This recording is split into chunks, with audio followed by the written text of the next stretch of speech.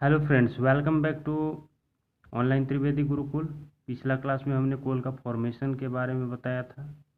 अब मैं थोड़ा जानकारी दे देता हूँ कि कोल का क्या क्या टाइप्स होता है।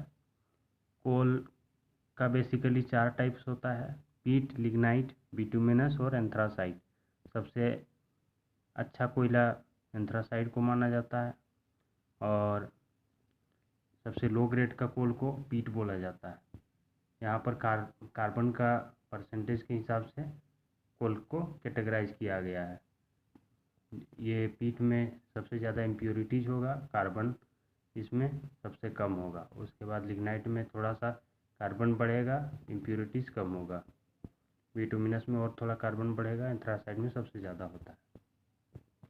अब यूजेस ऑफ कोल क्या क्या है, कोयला से क्या क्या हम लोग यूज कर सकते हैं, क्या क्या उससे बन सकता है। कोयला से कोक बनता है। कोक को बोला जाता है purest form of coal.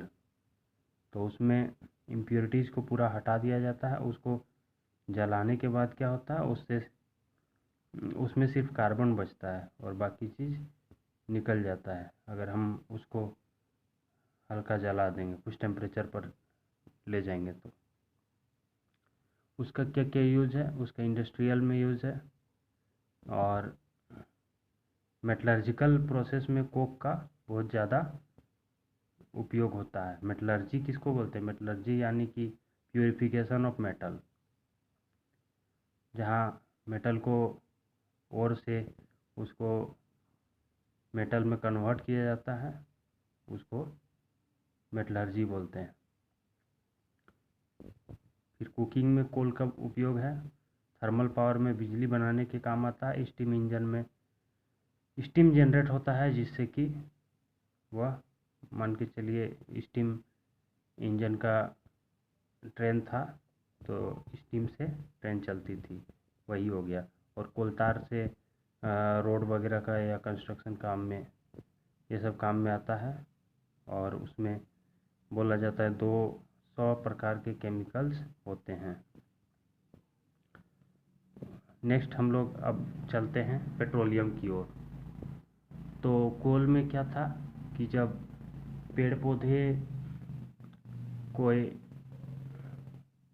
Geological activity या फिर धरती का उथल पुथल के कारण अगर पेड़ पौधे दब गए और उसके ऊपर मिट्टी परत दर परत पड़ते गया, गिरते गया और वो सेडिमेंट में कन्वर्ट हो गया, रॉक में बदल गया मिट्टी।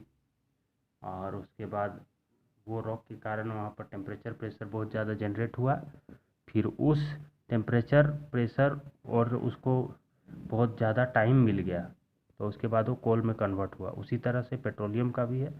तो पेट्रोलियम में जो मरीन ऑर्गेनिजम्स हैं, due to the decomposition of marine organisms under rock for a long duration, माने लंबे समय तक अगर समुद्री जीव जंतु अगर मर गए थे और उसके ऊपर मिट्टी या फिर सैंड, क्ले, ये सब गिरते रहा और सब फिर रॉक में बदल गया, और वही रॉक के कारण नीचे में बहुत ज़्यादा टेम्परेचर और प्रेशर जनरेट हुआ, फिर उससे वो पेट्रोलियम में कन्वर्ट हो गया। तो पेट्रोलियम क्या है? पेट्रोलियम 2 शब्द से बना है, पेट्रा और ओलियम। पेट्रा का मतलब होता है रॉक और ओलियम मतलब होता है ऑयल, मतलब रॉक के नीचे जो तेल होता है